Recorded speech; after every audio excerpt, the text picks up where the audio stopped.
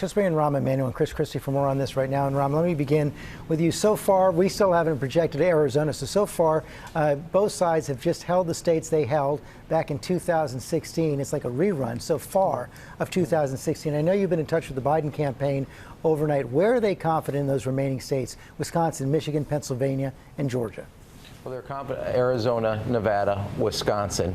And then here's how I think is the best way to frame it so people understand the perspective. You have one election result, but two elections, meaning you have a same-day vote election.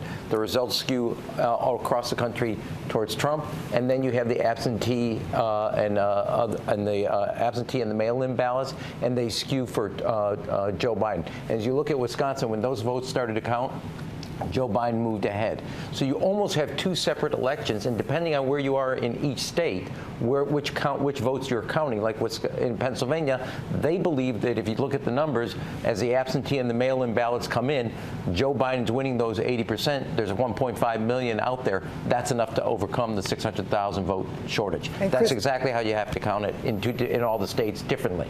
Christie, in the hours around midnight, the White House, at least White House aides and campaign aides, were relatively confident about how the president could do in Pennsylvania and Michigan and some of the other states that were still out there like Georgia and North Carolina. Yet the president still came out there around 2 a.m. and called for stopping the count. Should we expect he's going to follow through on that, or was that just rhetoric?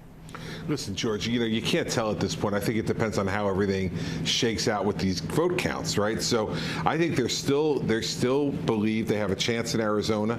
I still think they believe they have a chance in Nevada. They're winning in Georgia. They're winning in North Carolina. They're winning in Pennsylvania. They're winning in Michigan right now. So if you're the White House, my view would be, let's get the votes counted and see where all this lands. Because right now, based upon the states where you're winning, you'll win the election if you can maintain those leads. Now, what Rahm said is right too. Depending upon where you're counting those votes from is how it may go. But right now, if you're the president, you're winning in those states. My view would be, let's get the votes counted, and if I can maintain those leads, I'm reelected. Rahm, Emanuel, one of the stories of this election is that both sides got their vote out. We're going to have record turnout, but a very, very close election.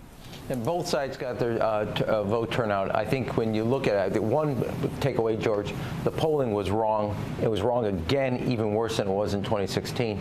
I do think, though, the campaign on the Biden campaign ran a great field operation as it related to chasing the mail, getting absentee votes. You got to give it to Trump right now.